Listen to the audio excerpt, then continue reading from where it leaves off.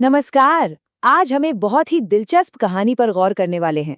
कहानी एक ऐसे छोटे से देश की जो चारों तरफ से दुश्मनों से घिरा है, लेकिन फिर भी वो साइबर सुरक्षा और जासूसी की दुनिया में एक सुपर पावर बन गया। चलिए इस कहानी की गहराइयों में उतरते हैं। तो सवाल यही उठता है कि आखिर ये हुआ कैसे। मतलब सोचिए, एक देश जो साइज में न्यू जर्सी जितना है, वो पूरी दुनिया में साइबर वॉरफेयर का लीडर कैसे बन गया। ये एक ऐसी पहेली है जिसे आज हम साथ मिलकर परत दर परत सुलझाने की कोशिश करेंगे। हमारी ये कहानी शुरू होती है एक असली साइबर जासूसी की घटना से। एक ऐसी घटना जिसने पूरी दुनिया को हिलाकर रख दिया था। और यही घटना हमें सीधे इस पहेली के सेंटर में ले जाएगी। तो बात है 2015 के वसंत की। स्विट्जरलैंड और ऑस्ट्रिया के 3 बहुत ही शानदार होटलों को निशाना बनाया गया। अब देखिए, ये कोई मामूली बात नहीं थी, क्योंकि ये वही होटल थे जहां ईरान के न्यूक्लियर प्रोग्राम को लेकर दुनिया की बड़ी बड़ी ताकतें बैठकर बातचीत कर रही थी। तो जाहिर है ये कोई इत्तेफाक तो नहीं हो सकता था। इस पूरी साइबर जासूसी का जो हथियार था, उसका नाम था डूकू 2.0। और ये कोई आम वायरस नहीं था, नहीं, ये जासूसी का एक इतना एडवांस्ड और खतरनाक टूल था जो लगभग कुछ भी कर सकता था। अब जरा इसकी ताकत का अंदाजा लगाइए, कितनी खतरनाक रही होगी ये फोन लाइंस को टैप कर सकता था, होटलों के एलिवेटर में, कंप्यूटरों में, यहाँ तक कि अलार्म सिस्टम में भी, हर जगह से बातचीत सुन सकता था। मतलब किसी भी डिजिटल डिवाइस पर कब्जा करना इसके लिए बाएं हाथ का खेल था। और सबसे बड़ी बात, ये सब कुछ वो पूरी तरह से गायब होकर बिना किसी की नजर में आए कर सकता था। तो सवाल उठा कि भाई इसके पीछे कौन है। अब देखिए, ये साबित करना तो लगभग नामुमकिन था, लेकिन शक की सुई सीधे एक ही देश पर जाकर अटकी, इजराइल। आखिर ईरान के परमाणु कार्यक्रम को रोकने का सबसे बड़ा मकसद इजराइल का ही था, और उनके पास ऐसी तकनीक बनाने की काबिलियत भी थी। और इस काबिलियत के पीछे एक और बहुत जरूरी चीज है, पैसा और पार्टनरशिप। 1948 से लेकर अब तक अमेरिका ने इजराइल को $120 बिलियन से भी ज्यादा की मदद दी है, जिसमें से ज्यादातर मिलिट्री एड है। ये नंबर सिर्फ रिश्ते की गहराई ही नहीं दिखाता, बल्कि कहानी को और भी पेचीदा बना देता है। और यहीं पर कहानी में आता है एक जबरदस्त ट्विस्ट। अमेरिकी अधिकारियों को ये जानकर झटका लगा कि इजराइल उन्हीं क्षमताओं का इस्तेमाल कर रहा था जो अमेरिका ने उन्हें दी थी, ताकि वे अमेरिकी बातचीत की ही जासूसी कर सकें। मतलब अपने सबसे बड़े दोस्त और मददगार की ही जासूसी करना, ये एक ऐसी लाइन थी जिसे पार कर दिया गया था। तो सवाल ये है कि इजराइल के पास आखिर ऐसी ताकत आई कहाँ से। अब हम कहानी की क्या हुआ से कैसे हुआ पर आते हैं। चलिए उस सिस्टम को समझते हैं जो इतने पावरफुल साइबर टूल्स बनाता है। इसकी सारी जड़ें इजराइल की अनिवार्य मिलिट्री सर्विस में हैं, और इस पूरे सिस्टम के दिल में है एक बहुत ही खुफिया और एलीट इंटेलिजेंस ब्रांच, यूनिट 8200। यही है इजराइल की साइबर पावर का असली सेंटर। देखिए, यूनिट 8200 कोई मामूली मिलिट्री यूनिट नहीं है। इसे एक तरह का इनोवेशन समर कैंप समझिए। एक ऐसी जगह जहां देश के सबसे तेज दिमाग वाले 18 साल के लड़के लड़कियों को लाया जाता है और उन्हें सीधे देश बचाने जैसी बड़ी बड़ी जिम्मेदारियां सौंप दी जाती हैं। माहौल बहुत ही इंटेंस और हाई स्टेक होता है। लेकिन ये कहानी सिर्फ फौज तक ही सीमित नहीं है।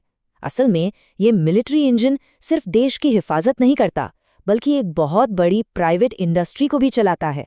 एक ऐसी पाइपलाइन जिसे क्रेडल टू एग्जिट कहा जाता है। तो ये है आज का इजरायली ड्रीम। मतलब एक पूरा पाथ सेट है। पहले यूनिट 8200 जैसी किसी टॉप यूनिट में जाओ, कुछ साल देश की सेवा करो, और फिर उस तजुर्बे और कॉन्टैक्ट्स का इस्तेमाल करके अपना एक स्टार्टअप खोलो, और फिर उसे लाखों करोड़ों में बेच दो। ये सेना से सीधा अमीरी तक का एक बना बनाया रास्ता है। और ये कोई ख्याली पुलाव नहीं, बल्कि हकीकत है। सिर्फ 2015 की ही बात करें तो इजराइल के साइबर सिक्योरिटी एक्सपोर्ट्स की कीमत $4 बिलियन थी। इससे इस पाइपलाइन की इकोनॉमिक पावर का अंदाजा लगाया जा सकता है। तो आखिर इन नौजवानों को क्या चीज़ मोटिवेट करती है? एक हाई स्कूल के छात्र ने कहा, एक बार आप आईडीएफ की किसी एलीट टेक यूनिट में चले गए तो समझो जिंदगी सेट है। मतलब ये देशभक्ति और एक शानदार करियर के वादे का एक बहुत ही पावरफुल कॉम्बिनेशन है। लेकिन इस बेहिसाब ताकत का एक स्याह पहलू भी है। अब हम इस कहानी के उन मुश्किल और विवादों से भरे हिस्सों को देखेंगे जो इस साइबर पावर के साथ जुड़े हुए हैं। इस सिस्टम के अंदर से भी विरोध की आवाजें उठी हैं। साल 2014 में यूनिट 8200 के ही 43 पुराने सैनिकों ने प्रधानमंत्री को एक ओपन लेटर लिखा।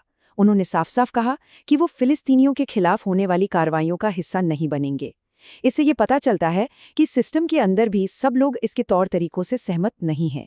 गिलाद, जो यूनिट 8200 के एक पूर्व सैनिक हैं, उन्होंने कुछ बहुत ही चौंकाने वाली बातें बताईं। उन्होंने कहा कि फिलिस्तीनी नागरिक जासूसी के लिए पूरी तरह से खुले हैं। कोई भी 18 साल का सैनिक ये फैसला कर सकता है कि किससे टारगेट करना है। कोई कानूनी रोक-टोक या निगरानी नहीं है। और सबसे खतरनाक बात यह है कि इस इंटेलिजेंस का इस्तेमाल लोगों की निजी कमजोरियां ढूंढने के लिए किया जाता है, ताकि उन्हें ब्लैकमेल करके मुखबिर बनाया जा सके। गिलाद का ये बयान इस पूरी निगरानी के बहुत ही पर्सनल और ज़बरदस्ती वाले पहलू को सामने लाता है।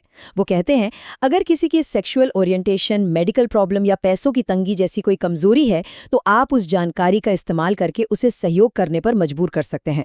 ये दिखाता है कि कैसे निजी जानकारी एक हथियार बन जाती है। और जिन पर यह निगरानी हो रही है, उनका क्या कहना है? फिलिस्तीन के एक पूर्व मंत्री के ये शब्द उस बेबसी को बयां करते हैं। एक ऐसी फीलिंग कि आपकी हर हरकत, हर बात पर नजर रखी जा रही है और आप इससे बच नहीं सकते। ये सिर्फ जमीन का कब्जा नहीं, ये एक डिजिटल कब्जा है।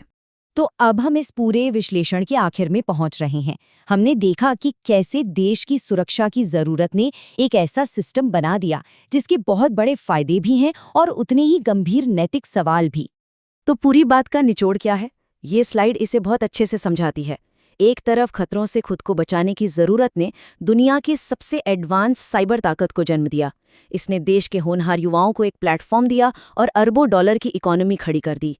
लेकिन इसी सुरक्षा की तलाश ने अपने ही दोस्तों पर जासूसी और आम नागरिकों की निगरानी जैसे गंभीर नैतिक विवाद भी खड़े कर दिए हैं। तो आखिर में हम बस इसी एक सवाल पर आकर रुक जाते हैं कि जब किसी देश की सुरक्षा एक ग्लोबल प्रोडक्ट बन जाती है, तो उसकी असली कीमत कौन चुकाता है?